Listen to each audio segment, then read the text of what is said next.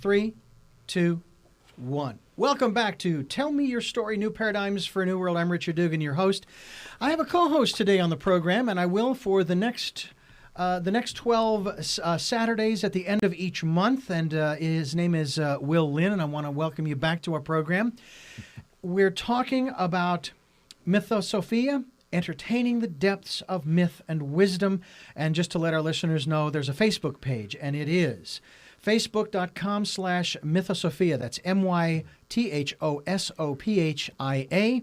And it's really nice to continue our discussion here about mythology, which dives into so many other areas. But today's focus is going to be on our guest who is in studio with us, Dennis Slattery. And I'm going to have you, Will, introduce Dennis, give our listeners a little bit of a background, and then we're going to jump right into our topic.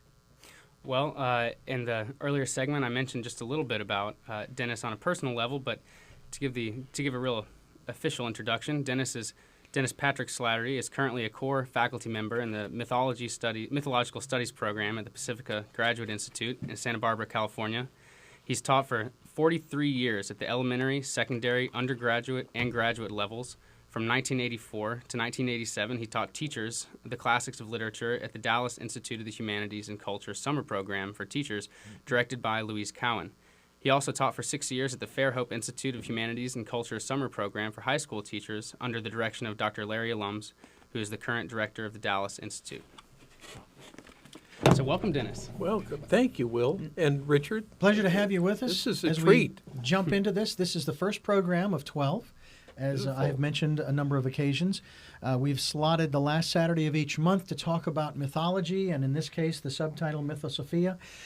So, Dan, Will, let's have you start us off as far as where are we going with Dennis on this journey today? Well, as I just read, Dennis has been teaching at every level, so I thought that would be a great opportunity for us to start at the very beginning.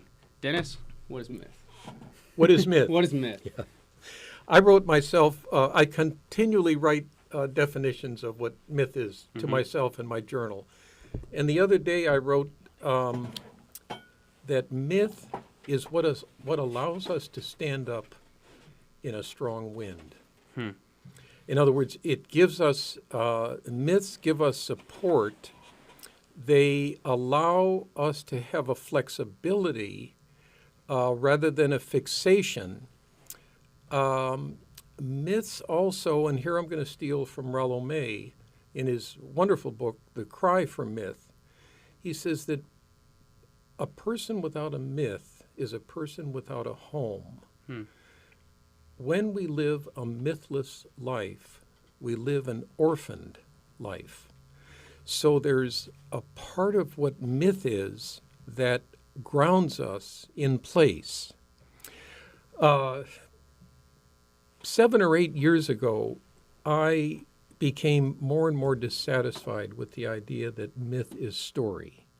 Now, in the original Greek, I've seen 2 translations. Myth is story. Also, myth is word. But what began to intrigue me, Will, is what is it behind the story that helps to give it some shape and form? And is there something even behind that? So where I find the juice for me,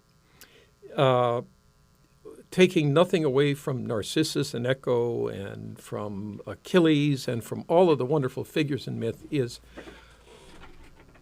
what kind of energy fields rest behind these delicious mythical stories that find their way into film and into advertisement, into short stories, contemporary short stories today.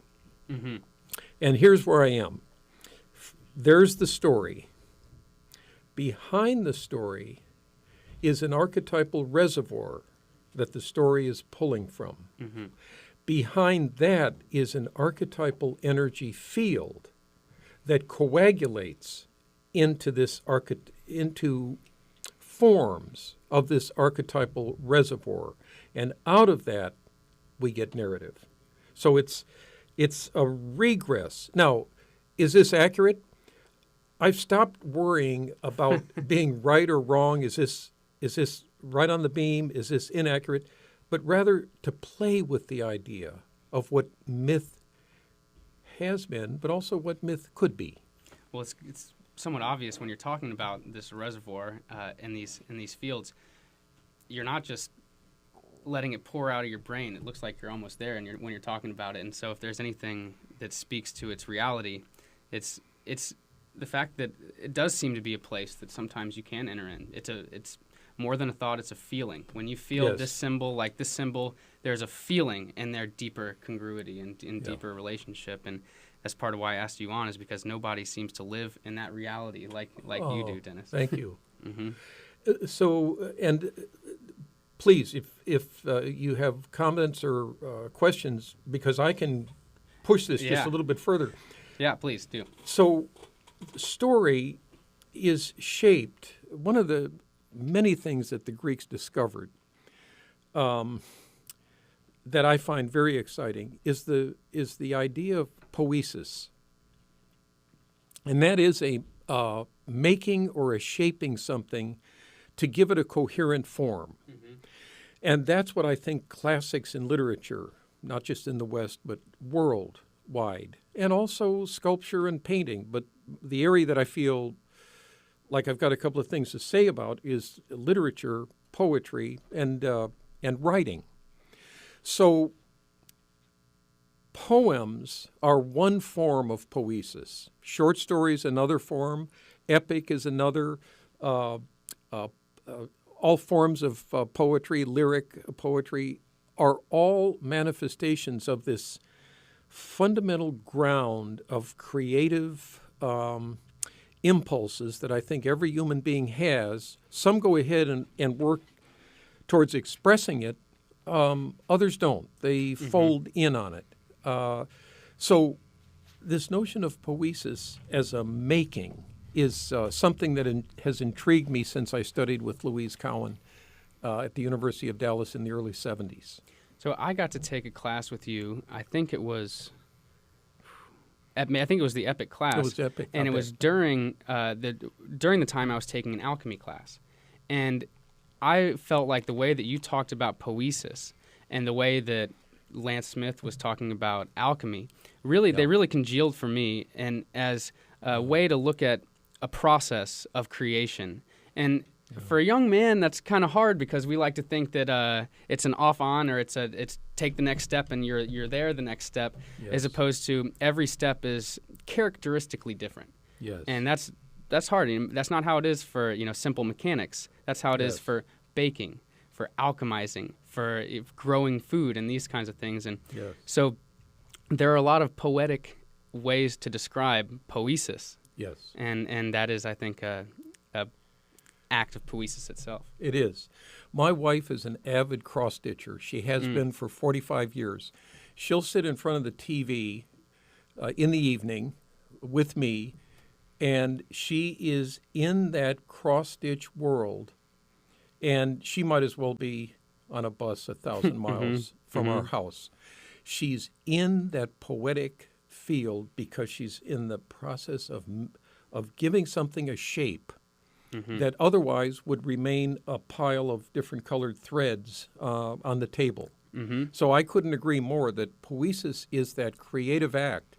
And if it's rebuilding a 57 Chevy six-cylinder engine, that's a poetic move. It can be. Yeah. It can be. Well, it certainly is an exciting life when you let it be. When you let it be, yes. And I think that's part of the impulse of this program, is to continue to push mythology into the field of everyday life, and to allow everyday life to become increasingly mythic. When I was 17, I went through a little existential phase of thinking, well, what is the purpose? Where is meaning? And I didn't know where to even look for meaning. What is meaning? Where's the ground? Where's the foundation? But now, through the study of mythology and philosophy too, but especially mythology, everything seems grounded in meaning. Everything is grounded in context. And that's one thing that you talk about with epics and myth as founding stories, as maybe you could say a little bit about that, about how an epic may serve the function of founding. Yes. No, that's a good one. Founding, and we could even say refounding. I'm thinking of Aeneas when he takes his father and his son from the burning walls of Troy, and then he gathers the Lares, the household gods, with him. And they leave, and his wife Creusa keeps the Greeks deflected until they can make their escape, because they're on their way to refound a city. And it'll be Rome. So there's a movement in which something can be founded, a movement in which something can be refounded, as Odysseus, in essence, refounds Ithaca, pulling it away from the suitors who are going to level it. And that speaks to, I think, one of the deepest archetypal patterns that's in us as human beings. We want to leave a trace in the world. Some do it through terrible acts of violence. Others do it by leaving a marble pietà for the world to enjoy. But I think there is an epic impulse in all of us to mark the world as it's continually marking and scarring us. We can't escape that, nor I don't think we even should. But we really want to I think we want to find something, and I think we want to found something. And those are often in that order. So these literary genres, and I'm just going to touch base with Louise Cowan's 4 genre structures that you know about: lyric, tragedy, comedy, and epic, which she developed and taught for 65 years. Each of those are movements of the soul towards a particular itinerary in life. But at the base of them, and the one that contains all of them, is epic. Because I think it's that founding principle that is implicated in all 4. You said that I think it was Rollo May, you referenced a person without a myth is a person without a home. And so it seems like, in many ways, these founding stories are giving a home for people to exist. Yes. And it reminds me of a line from Socrates: courage is primarily of the philosophical disposition. Because if you don't have something you believe in, you don't have anything to be courageous about. Courage is just blind young man's willingness to risk his life. Yes. So I think right. You might say the same thing with myth. Myth is the source of true courage. Just as philosophy is. It's that pattern which you believe in deep down on a personal level. Yes.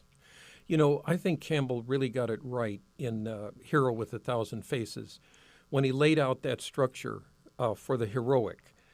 First, you have to hear a call.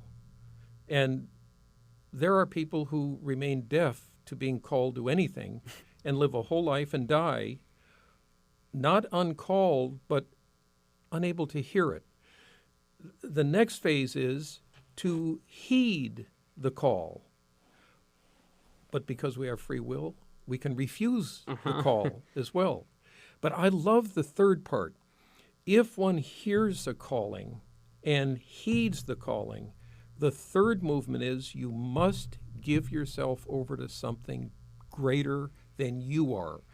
That, for me, is where courage really gathers, coagulates, because to give oneself up and to allow the ego to kind of dissolve in the face of something bigger is epically courageous. That's very interesting.